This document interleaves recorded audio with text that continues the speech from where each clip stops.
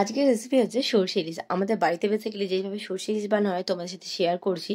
এইভাবে বানিয়ে দেখো, খেতে বেশ ভালো লাগে। তো চলো দেখতে থাকি কীভাবে বানাচ্ছি। সবার প্রথমে 4 পিস ইলিশ মাছ খুব ভালো করে ধুয়ে একটু জল ঝরে নিয়েছিলাম। এটার মধ্যে হলুদ আর নুন মাখিয়ে 10 মিনিটের জন্য রেখে দেবো, যাতে ভালো করে হলুদ আর নুনটা মাছের মধ্যে যায়।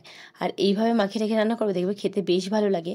আর সব থেকে সহজ পদ্ধতিতে দারুণ একটা ইলিশ মাছের রেসিপি তোমাদের সাথে শেয়ার করছি। এবারে 4টে কাঁচা লঙ্কা ভালো করে পেস্ট করে নেবো। আর এখানে 1 চামচ কালো সর্ষে, সাদা সর্ষে, সেটাও ভালো করে বেটে নিয়েছিলাম। আর গোটা 3টে আমি লঙ্কা রেখেছিলাম রান্নাটায় দেওয়ার জন্য। কড়াইটা ভালো করে গরম করে নিয়ে 1/2 কাপের মতন জল গরম করতে বসিয়ে দিয়েছিলাম। জলটা ফুটে উঠলে এখানে আমি 1/2 চামচের মতন লঙ্কা বাটাটা দিয়ে দিলাম। যতটা ঝাল খাবে সেই অনুযায়ী কিন্তু লঙ্কা বাটাটা দিতে হবে। জলটা ভালো করে ফুটে উঠলে আগে থেকে নুন হলুদ মাখিয়ে রাখে ইলিশ মাছগুলো দিয়ে দেবো। আর এই রেসিপিটা তৈরি করতে খুব একটা সময় লাগে না। আর ইলিশ মাছ কিন্তু রান্না করতে খুব টাইম না লাগলেও এই রেসিপিটা চটজলদি হয়ে যায়, খেতে বেশ ভালো লাগে। মাছটাকে একটু আমি সেদ্ধ করে নেব। ফুটে উঠলে গ্যাসের ফ্লেমটাকে মিডিয়ামে রেখে মাছটা একটা সাইড ভালো করে সেদ্ধ করে নেবো। মিনিমাম ওই 30 থেকে 40 সেকেন্ডের মতন একটা সাইড কিন্তু একটু ফুটে সেদ্ধ করে নিতে হবে। আর আলতো হাতে অপর সাইডটাও ভালো করে উল্টে দিচ্ছি, যাতে আরেকটা পিঠ ভালো করে সেদ্ধ হয়ে যায়। আর ততক্ষণ আমি তোমাদের একটা জিনিস দেখিয়ে নেবো। যেহেতু আমরা সর্ষে ইলিশ বানাচ্ছি, তাই সর্ষেটা কিন্তু একটু ভালো করে বেটে ছেঁকে নিতে হয়। এইভাবে কিন্তু বানিয়ে দেখো, তাহলে বেশ ভালো লাগে। আর মাছটাকে আমি সেদ্ধ করতে বসিয়ে দিয়েছিলাম এই জাস্ট 1 মিনিটের জন্য। এবারে সর্ষেটাকে একটু ছেঁকে নিতে হবে। এই খোসার সময় সর্ষে বাটাটা দিয়ে সর্ষে ইলিশ বানালে খেতে খুব একটা ভালো লাগে না। তাই আমাদের বাড়িতে কী করে, সর্ষে বাটাটাকে একটু ছেঁকে নেয়। অনেকের বাড়িতে কিন্তু এইভাবে বানায়, খেতে বেশ ভালো লাগে।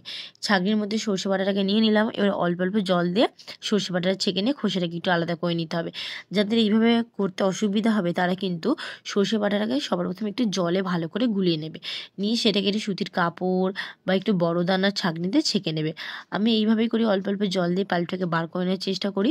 আর কারো কাছে যদি সর্ষে বাটা অসুবিধা হয়, তারা কিন্তু সর্ষে গুঁড়োও দিতে পারে। সেক্ষেত্রে অল্প একটু গরম জলে বড় চামচের 1 থেকে 1.5 চামচ মতন সর্ষে গুঁড়ো ভালো করে গুলে নিয়ে তারপরে কিন্তু রান্নাটাতে ইউজ করো। আর এটা খেয়াল রাখবে, সর্ষে কিন্তু খুব একটা বেশি ইউজ করা যাবে না, তাহলে খেতে তেঁতো লাগবে সর্ষে ইলিশটা। আর সব থেকে বড় কথা, সর্ষে দেওয়ার পর কিন্তু মাছ খুব একটা বেশি ফোটাতেও নেই। তাই সবসময় চেষ্টা করি সর্ষে বাটাটা কিন্তু মাছটা সেদ্ধ করে নেওয়ার পর লাস্টে আমি অ্যাড করার। এতে কিন্তু মাছের টেস্টটাও বেশ ভালো আসে আর তেঁতো ভাবটাও আসে না। মাছটা কিন্তু অনেকটা সেদ্ধ হয়ে এসছে। আর খুব বেশি কিন্তু সেদ্ধ করা যাবে না, তাহলে মাছটা ভেঙে যাবে।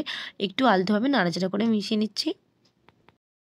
মাছটা খুব ভালোভাবে সেদ্ধ হয়ে গেছে। এবারে উপর দিয়ে আগে থেকে যে বেটে রেখেছিলাম সর্ষেটা, সেটা দিয়ে দিলাম।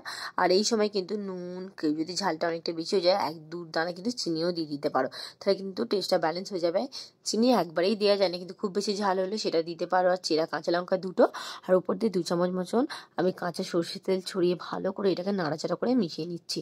আর তোমরা যতটা কিন্তু গ্রেভি খাবে সেই অনুযায়ী জলটা দিও। অতিরিক্ত জল হলে কিন্তু সর্ষে বাটা মেশানোর আগেই জলটাকে একটু ফেলে দিতে পারো, কোনো অসুবিধা নেই।